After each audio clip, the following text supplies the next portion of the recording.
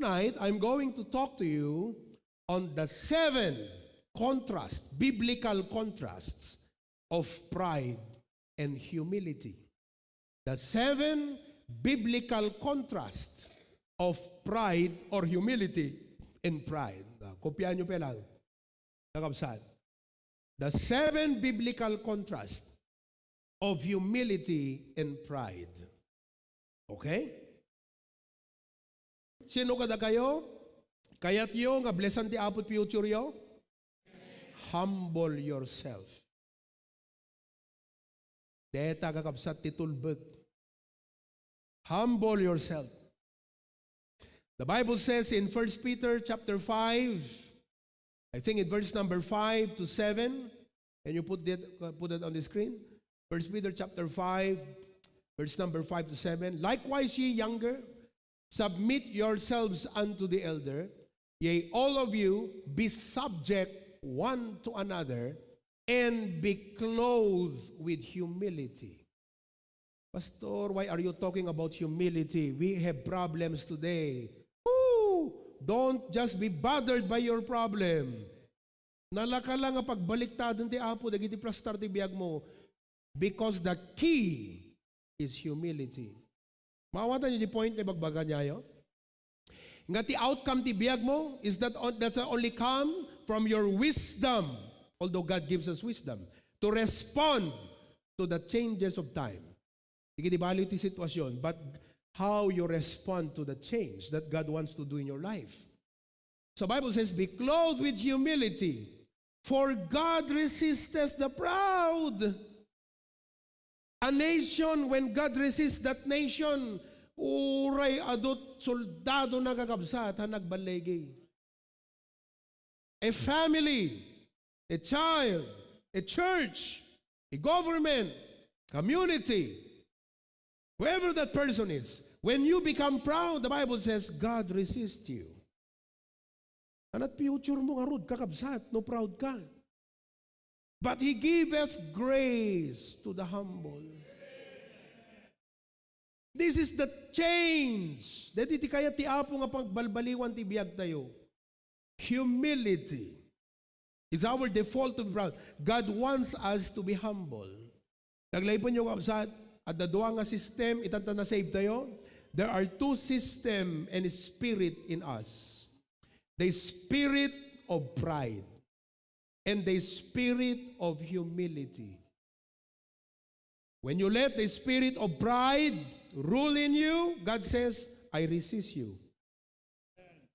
But when you let the spirit of humility rule in you, God says, I'll give you grace. Who wants the grace of God tonight? Who wants the help of God tonight?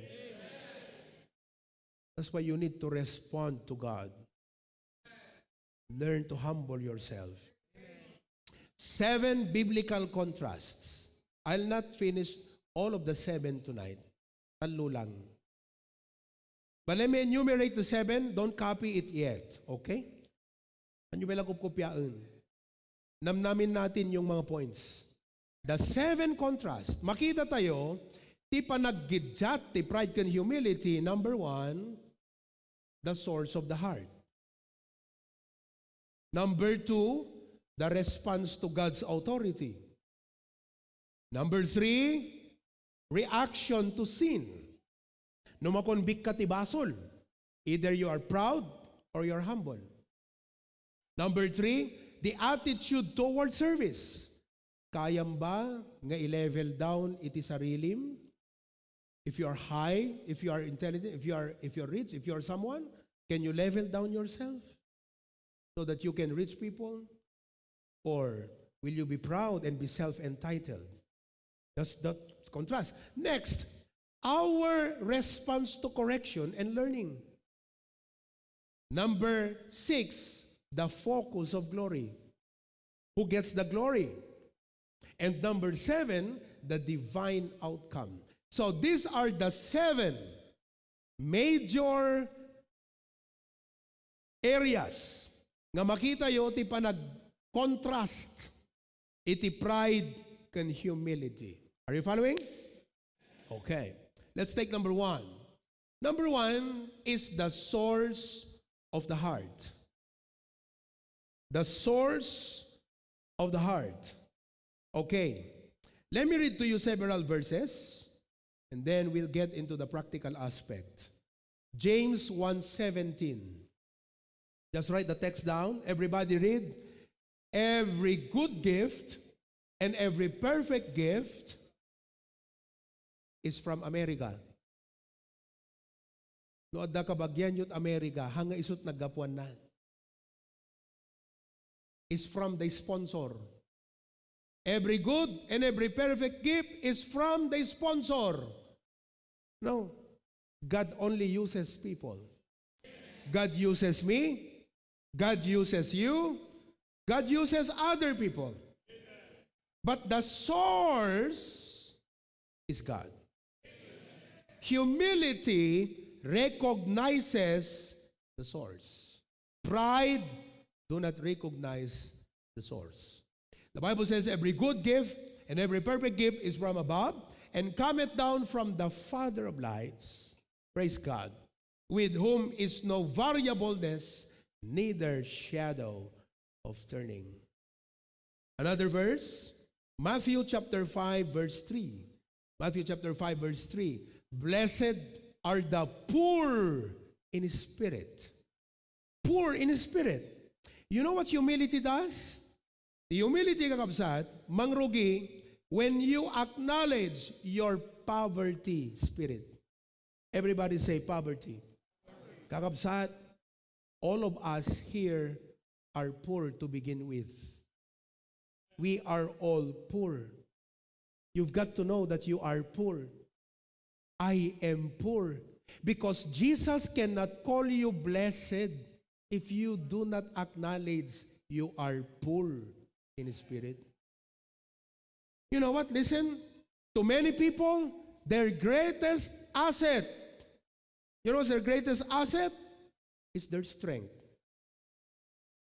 Their greatest asset, their degree. Their greatest asset, the promises of people. To them, their greatest asset, their talents. But to every Christian, our greatest asset is our dependence on God. Why? Because talent, skill, strength is good to begin with. Only it's limited. Dependence on God, unlimited.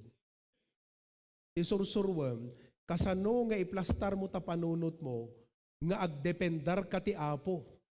Kasi kasano nga agdependar ka ti Apo, nuham mo marik na nga napanglaw ka. Kasano nga dumawat ka, nuham mo marik na nga napanglaw ka. Dapat makitam ti bagim nga napanglaw ka. Tapnon dumawat ka.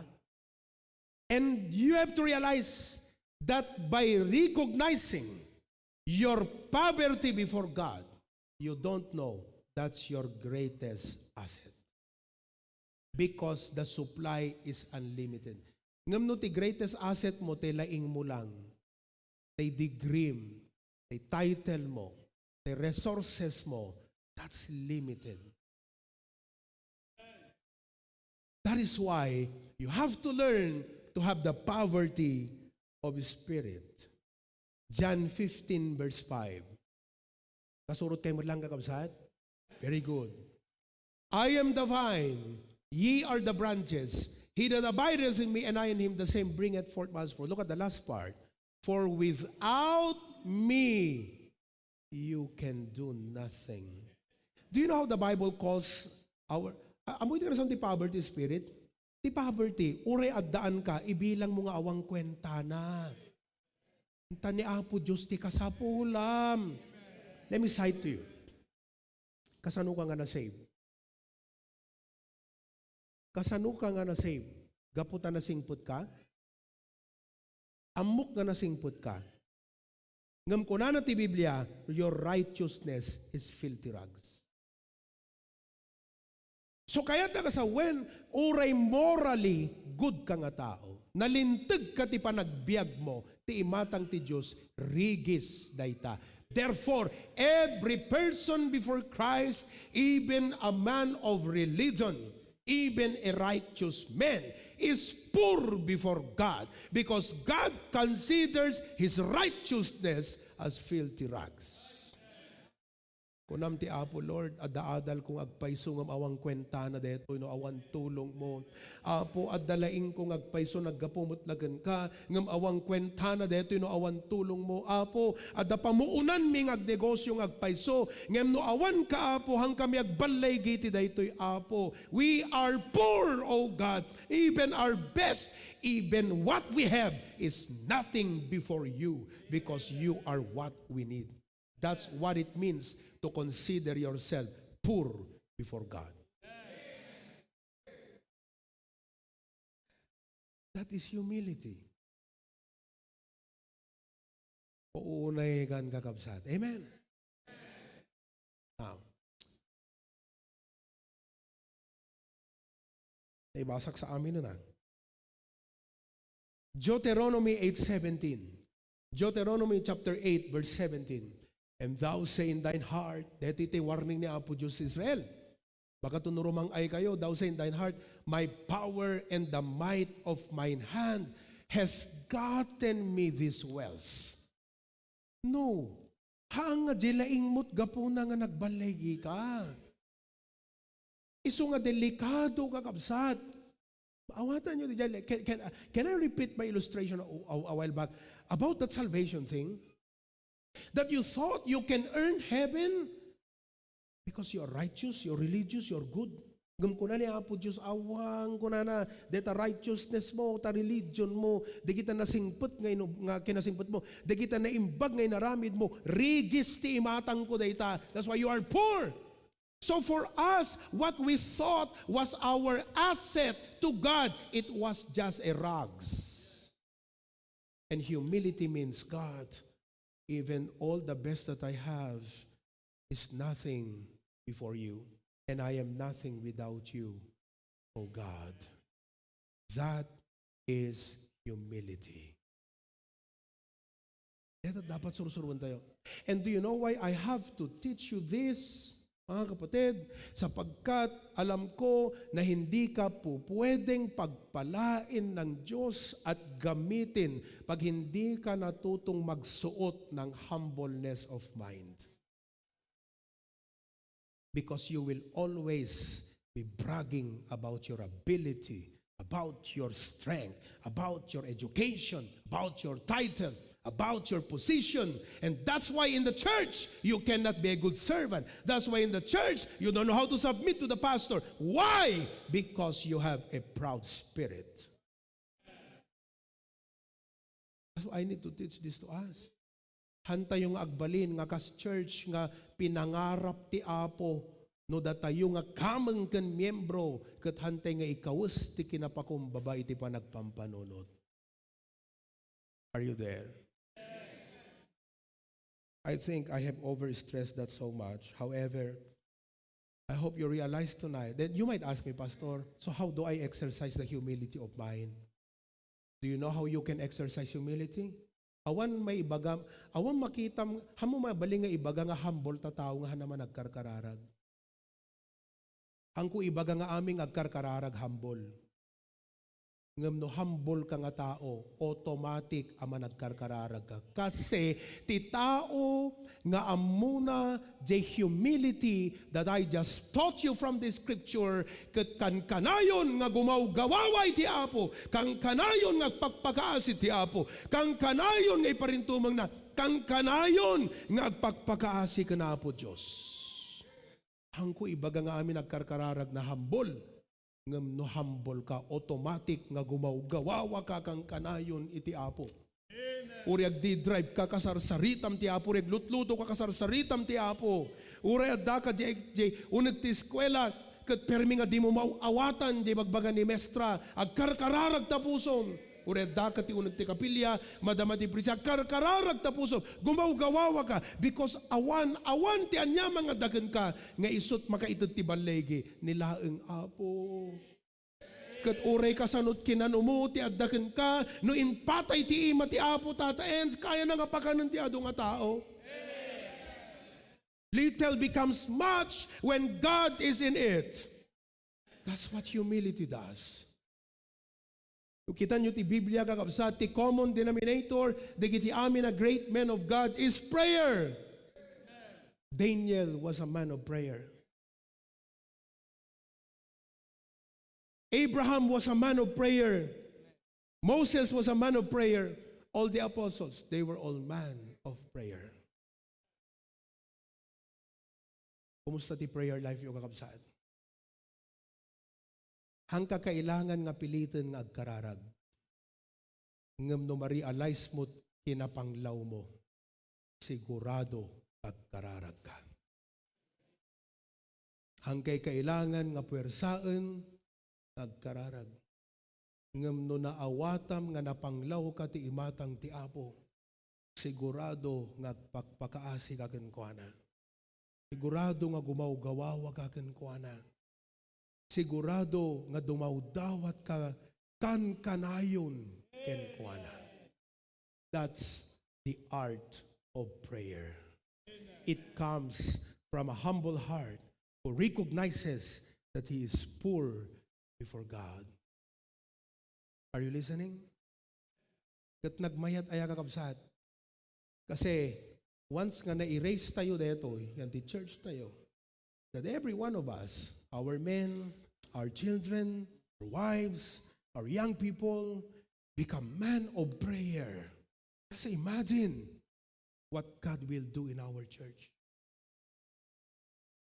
Nakapsut tayo no awang kararag. No prayer,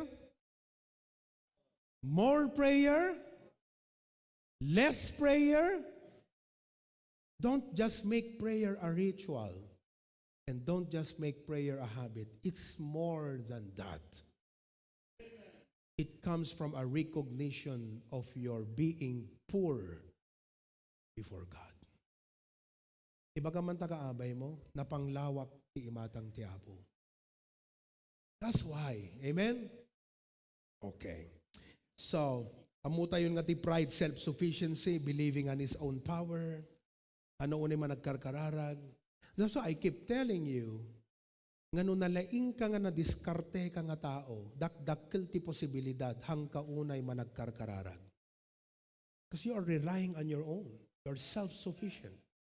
Now, let me tell you this. Hammo itulok nga detat agariking ka nga sistema. Although isu iti kinagisnan tayo, isut nagdaklan tayo, because we had to come up with a creativity to cope up with the difficulties of life. Ngam itanta na isalakan tayo, hantay kuman nga agbiag nga kaslawan, Diyos na, nga kaslapelang idi unsaved tayo. Now that you are saved, this should be more of God and less of self. Hanggang umay ti apo nga ipalangguad mo't kinalaing mo, umay ka ti apo kat kunam apo na kunay nga iso nga tulungan nat. That's not false humility. That is real recognition of who we are before God. Amen?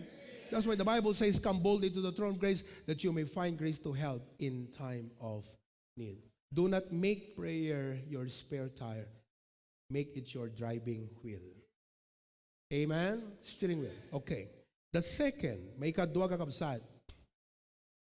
The second biblical contrast of humility can be found in number 2, the response to God's authority. Everybody say that together, go. The response. So di muna idatay is makita tayo ti humility on the source. Either ti apo, uno ti sarili tayo. Next, the humility can be found in the response to God's authority. Now, remember this. It is an absolute acceptable, not I don't want to use the acceptable. It is absolute, kakabsat, nga ni Apo Diyos at the authority na. Ti saludsod, bigbigem ba, when no saan. Kasi ti Apo at the authority na tabiyag mo, kanyak. Ti humility, bigbigan na dayjay, ket iti pride resistaran na dayjay. The difference between humility and pride when it comes to God's authority, mga kapatid, is that humility, there is submission. Everybody say submission. Hang a blind submission detoy. It is a submission because you know the nature of God. Nalaing ti Apo, nagkamali Apolo, saping hangga ko magpasakop keng kuana. Number 1, creator na ka pinarswana ka, anak karapatam nga agrebelde keng kuana. So all of these things, it's based on truth. So ag-submit ka ti Apo, hanga gaputa yung baga ni Pastor ag-submit ka, nga mag-submit ka ti Apo, gaputa amom ti kinasyasin no ni Apo. Do you understand? Because of that, you exercise humility. Your humility to God is your response to who He is. The humility itatay is our response to who we are. Sino tayo? Napanglaw, isong agpakumbabatay ka na po Diyos. Deto'y itata, response to who He is. Hanga sino ka ita, deto yan. Sino ni Apo Diyos ti pagsasaritaan tan? Creator ni Apo, Savior, Lord, God, Almighty, Provider. Isuna kakabsat ti gapo na nga si bibiyag ka, kat gapo ti kinasyasin no na, isong agpakumbaba ka. Ulitek man, itay mo na nga punto, isong agpakumbaba ka na po Diyos, tana amiris mo't kinasyasin no. Ano natin point out ti Bible kada tayo? Poor, napanglaw. Tata, agpakumbaba ka na po Diyos in response, di kinasyasin nunan. That is humility. So when you know who you are, in light of the Bible, you'll humble yourself.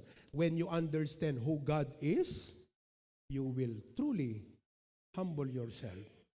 Nung kuna naking ka nga umay ka maki-prayer meeting, agrason ka pelang.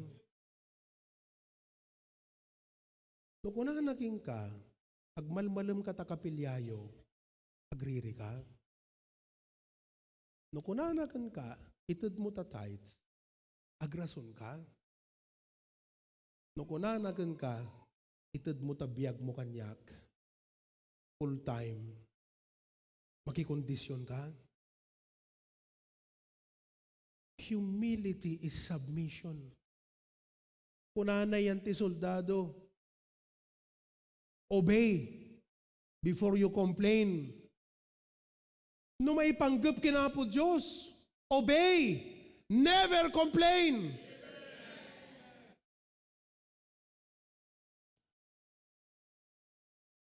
Kasi humility. Amen? On the other hand, the response ti God's authority, pride, the response ti tao nga proud, rebellion. Amoy, di kita simple nga panagrasrason tayo. It comes from a spirit of pride, not a spirit of humility. Deta ko nam ti Apo, Lord, nabambanogak, maawatan nat.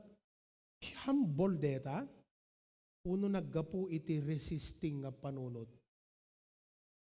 That's why you need to change the way you reason out. Naggaputay ti sistema kakabsat, nga awan Diyos nga pagserserbyam, talabagim, awan Diyos nga sinursurot mo, talakayat mo, awan Diyos nga bigbigam, sikalang, itanta na isalakan ka, uksubem dayjay nga daan na panunot, kasi no kastapelat panunot mo, aglaban kay kanapo Diyos. And there goes your struggle in life. Aglaban kayo Kasi ta panunot mo, hanamayataday ka DJ, dapat nga panunot, nga pagluganan ti Apo. Tawatan nyo kakabsat. Agpinapilit kay no kwa. Hello. Kathan na mabalin nga ti relationship kini Apo Diyos, sikat masurot. No may panggap ti relationship kini Apo Diyos, isu ti masurot. That is a given fact. That is an absolute truth. The question is, can you submit? That's why you need to learn to submit. But how do you learn? You have to uksubom jay dati nga pa nagpampanunod mo, ket ikawas mo tinapakumbaba nga submissive nga spirit iti Apo. Ngano da imbaga na kakabsat, amoy ti word nga submit. Let me give you another word. The word submit is the willingness to align. No kuna taasyer king ka, ditoy ka kunam, kunana king ka, no kunam, dituyak latan, hang ka submissive. Kasi hang ka willing nga agi-align tabagim. No kuna ti Apo king ka, kastoy kunana, wanangam kunam pelang, deta sang kabasit nga panakirasrason mo iti Apo, hang agapo ti spirit of humility, deta. You're not being driven by a spirit of humility. You're being driven by a spirit of pride. Kada ibaga kada kayo kakabsat, save tayo, ikatin yung amindetan. Opo kakabsat.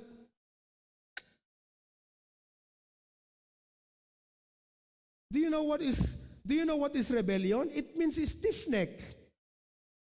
Stiff neck. Narigat nga isuro. Natangken, titil na. Sino ka dakita padasa na nag-stiff neck? No, stiff neck kagat, hamo may ikuting akas day eh. Agsusurot eh. Edward, ano? Susurot. See? Narigat. Let me talk to you tonight. God's authority. May isang example de God's authority. In the home, God has authority in the home through the father, through the parents. In marriage, the authority is the husband. And the Bible says, wives, submit.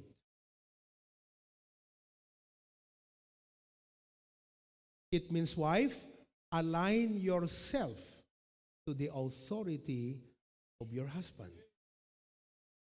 The Bible says, children, obey. That means, children, align yourself to the authority of your parents. Isipin mo ang pamilya na hindi ginagalang ang authority at walang humility sa authority will never be a blessed family. Never be a blessed family. Are you there? So in the home, God designed that His authority be carried through from the husband, who is the head of the wife, and from the parents, when the Bible says, honor thy father and mother, and children, obey your parents in the Lord.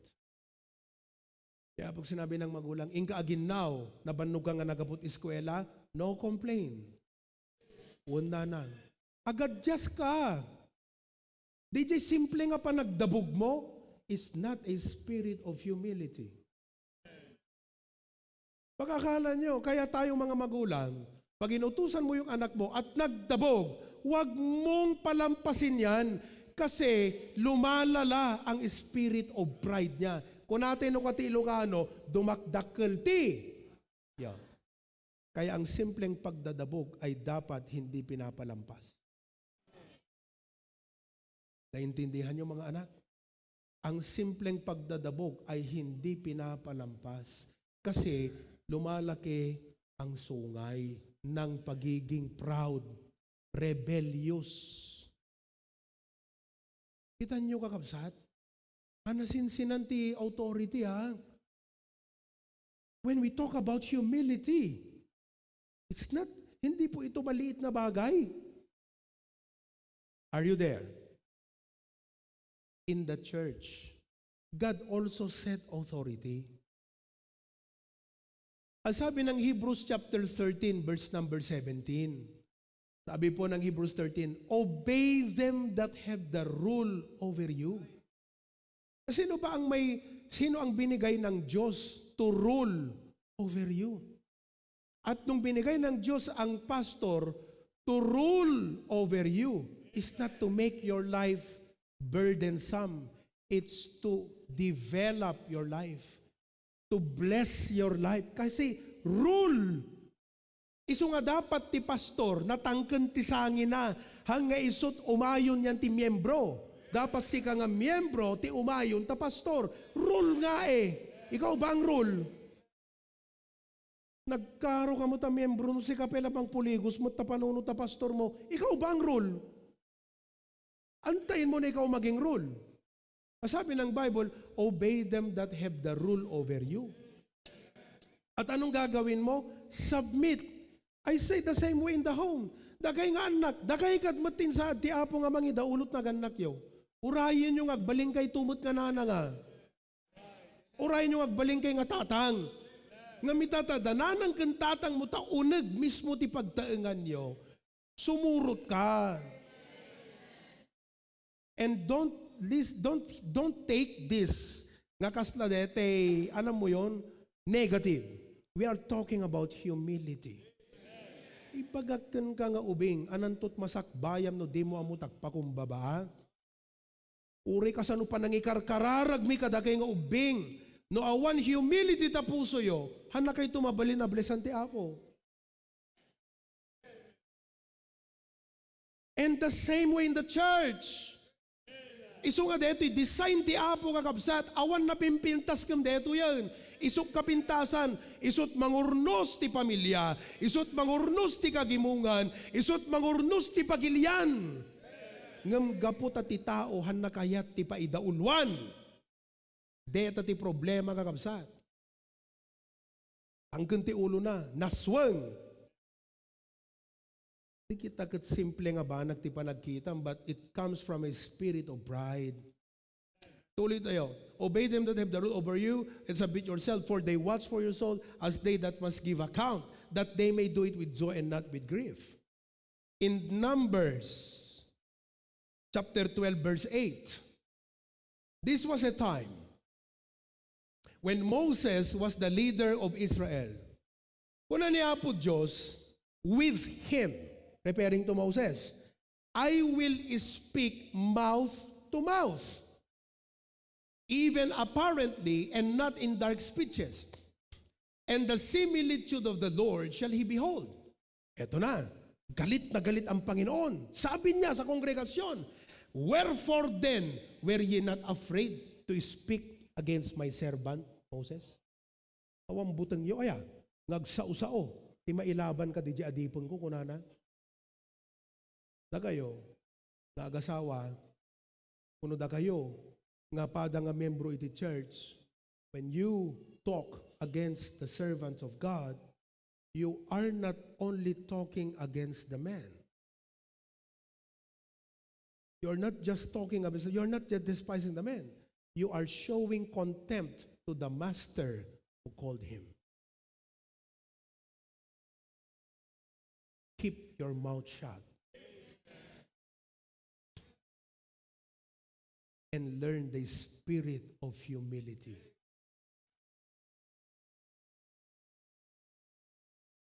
Dakay nga tatang, napimpintas, nalaklakam nga isuro ti pamilyam, nga sumurot ken ka, no maipakitam kadakwada, nga ammom ti sumurot iti pastor mo.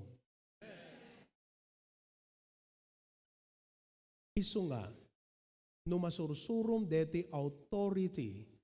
And this is not about fear. This is about humility.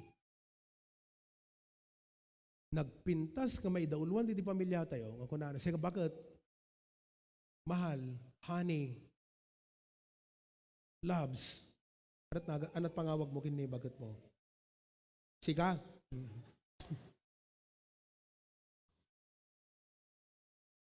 Nangag mo dyan ko na ni pastor.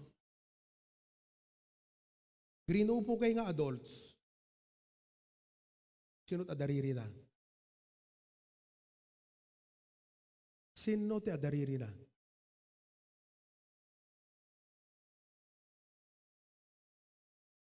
Di kita kakabsat, simple nga bambanag, but it's a spirit of pride, not a spirit of humility.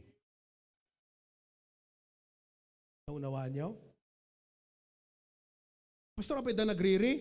Come mo. But I just want, it's a part of my message. Who knows? Awa na din eh. Kumawan sa amin lang. Good.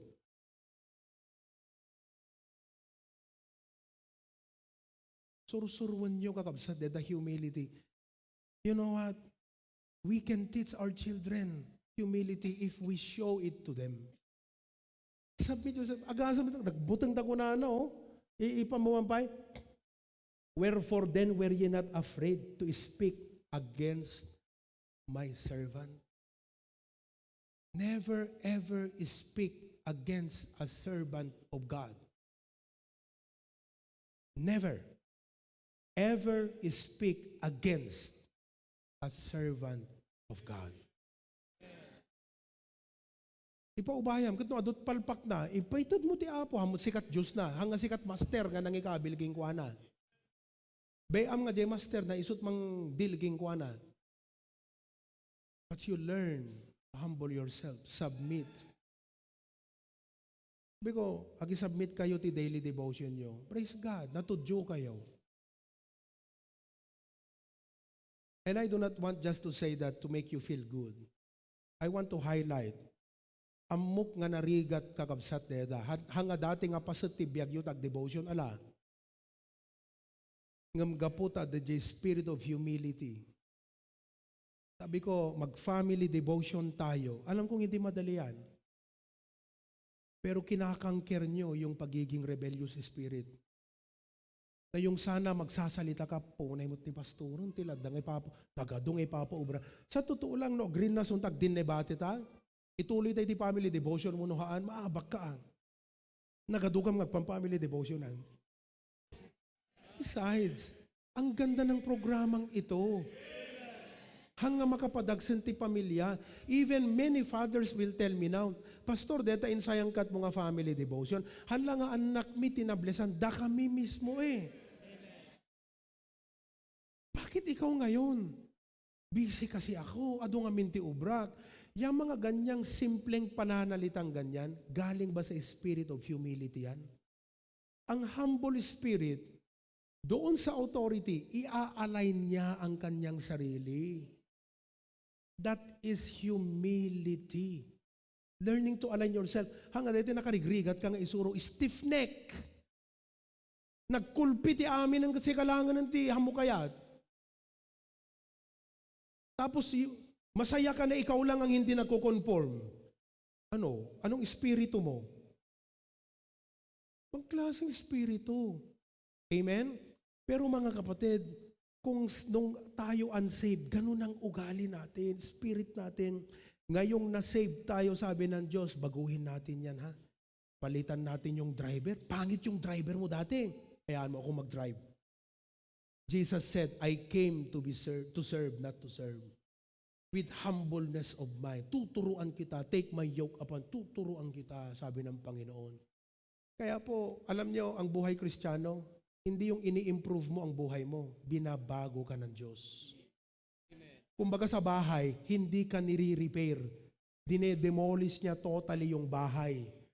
Hindi niya rini-repair yung utak mo dati, pinapalitan niya ang sistema ng utak mo. Para pananalita mo, pananamit mo, kandak mo, mapapalitan lahat dahil mapapalitan ito. By the renewing of your mind. Kaya wag po kayong maniwala dun sa kasabihang, I want to become the better version of myself. That is self-centered quotation. We do not become a better version of ourselves. We become like Christ. Like Christ. And all of God's people say, tuloy tayo maminsan. Okay? I hope you enjoyed the message tonight.